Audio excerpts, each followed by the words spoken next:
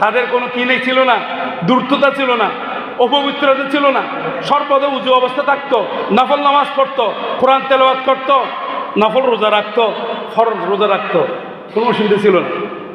আমাকে শহীদ করে সেই মিছিলে শামিল করে নিও, ওদের স্লোগান ছিল আমাকে শহীদ করে সেই মিছিলে শামিল করে নিও।